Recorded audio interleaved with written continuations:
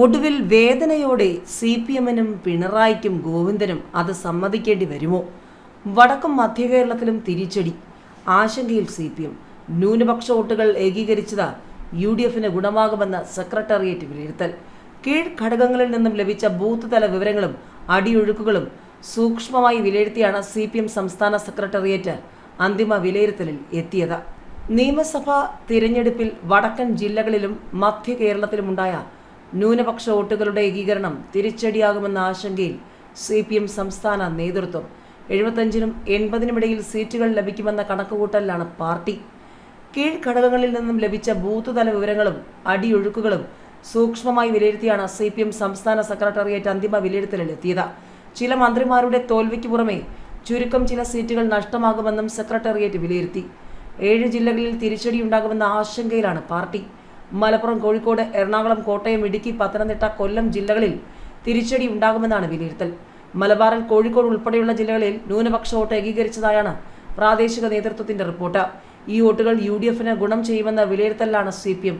UDF Jamaat-e ഇസ്ലാമിയുമായും SDPI-യുമായും കൂട്ടുകെട്ടിലാണെന്ന് CPM നേരത്തെ ആരോപിച്ചിരുന്നു. ഭരണവിരുദ്ധ വികാരമില്ലെങ്കിലും പിണറായി വിജയനെ മാത്രം ഉയർത്തിക്കാട്ടിയുള്ള പ്രചാരണം വേണ്ടത്ര ഗുണം ചെയ്തിട്ടില്ലെന്ന് ഭവന സന്ദർശനങ്ങൾക്കിടെ നേതാക്കളോട് പാർട്ടി അനുഭാവികൾ ചൂണ്ടിക്കാട്ടിയിരുന്നു. അതുകൂടാതെ മുൻപെങ്ങുമില്ലാത്ത വിധത്തിൽ സ്ഥാനാർത്ഥി നിർണയത്തിന് ശേഷം പാർട്ടിയിലുണ്ടായ പൊട്ടിത്തെറികളും പ്രശ്നങ്ങൾക്കിടയാക്കി. G. സുധാകരൻ, PK ശശി, ഐഷ പോറ്റി അങ്ങനെയുള്ള നേതാക്കൾ പാർട്ടി വിട്ടത് അതത് ജില്ലകളിൽ അണികൾക്കിടയിൽ ആത്മവിശ്വാസം ചോർത്തിയതായും ജില്ലാ കമ്മിറ്റികളിൽ നിന്നുള്ള റിപ്പോർട്ടിലുണ്ട്. പേരാമ്പ്രയിൽ LDF കൺവീനർ TP രാമകൃഷ്ണന്റെ വിജയം സുരക്ഷിതമാണെന്ന വിലയിരുത്തലുണ്ടെങ്കിലും ലീഗ് സ്ഥാനാർത്ഥി ഫാത്തിമ തഹ്ലിയ ശക്തമായ പോരാട്ടം കാഴ്ചവെച്ചതായി റിപ്പോർട്ടുണ്ട്. കഴിഞ്ഞ തവണ 20,000-ലേറെ വോട്ടുകളുടെ ഭൂരിപക്ഷം നേടിയ LDF കൺവീനറുടെ പോരാട്ടം ഘടിപ്പിക്കാൻ ലീഗ് സ്ഥാനാർത്ഥിക്കായത് സംഘടനാ ദൗർബല്യമായി കാരണമെന്ന അഭിപ്രായവും നേതാക്കൾക്കിടയിലുണ്ട്. അതേസമയം UDF BJP ഡീലുണ്ടായെന്ന CPM-ന്റെ ആരോപണം തോൽവിക്ക് മുൻപുള്ള മുൻകൂർ ജാമ്യം തേടലാണെന്ന് പരിഹസിച്ച് കോൺഗ്രസ് രംഗത്തെത്തി. വോട്ടെണ്ണാൻ ദിവസങ്ങൾ മാത്രം ബാക്കി നിൽക്കെ UDF BJP ഡീൽ ആരോപണം വീണ്ടും ഉയർത്തി LDF രംഗത്തെത്തിയത് മുൻകൂർ ജാമ്യം എടുക്കുന്നതിന് തുല്യമാണെന്ന് KPCC പ്രസിഡന്റ് സണ്ണി തോമസ് പറഞ്ഞു. CPM BJP ഡീലാണ് സംസ്ഥാനത്തുടനീളം നടന്നത്.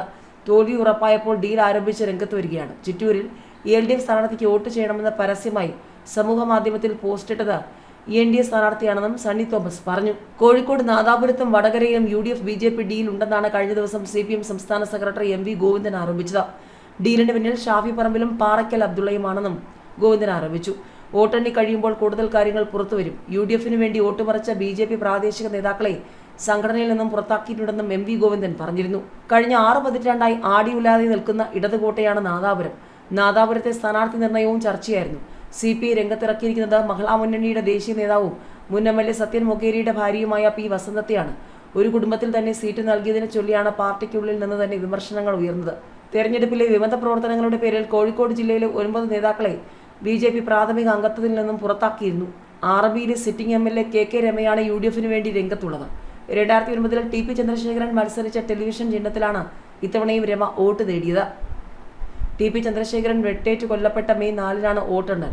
മണ്ഡലത്തിൽ സ്വാധീനമുള്ള ലീഗിലെ പ്രവർത്തകരും രമയ്ക്ക് വേണ്ടി സജീവമായി രംഗത്തുണ്ട്. കൊല്ലത്ത് ബിന്ദു കൃഷ്ണയെ തോൽപ്പിക്കാൻ ശ്രമമെന്ന് പരാതി. CPM RSP കൂടിക്കാഴ്ചയുടെ ദൃശ്യങ്ങൾ പുറത്ത്. കൊല്ലത്ത് UDF സ്ഥാനാർത്ഥി ബിന്ദു കൃഷ്ണയെ തോൽപ്പിക്കാൻ RSP പ്രാദേശിക നേതാക്കൾ ശ്രമിച്ചെന്ന് പരാതി.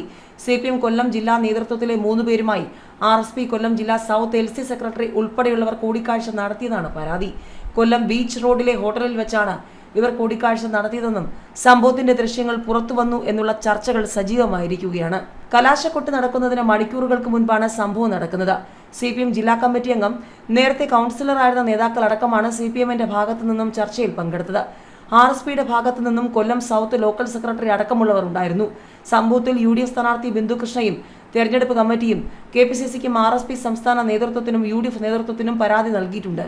തെരഞ്ഞെടുപ്പിന് തൊട്ടുമുൻപ് RSP ലോക്കൽ സെക്രട്ടറിയെ തെരഞ്ഞെടുപ്പ് ചുമതലകളിൽ നിന്നും മാറ്റിയിരുന്നു. തെരഞ്ഞെടുപ്പ് കമ്മിറ്റിയുടെ ചുമതല ഉണ്ടായിരുന്നത് കൊല്ലം കോർപ്പറേഷൻ മേയർക്കായിരുന്നു. വിഷയവുമായി ബന്ധപ്പെട്ട് കൊല്ലം DCCയുടെ നേതൃത്വത്തിൽ തെരഞ്ഞെടുപ്പ് കമ്മിറ്റിയുടെ യോഗം നടന്നു.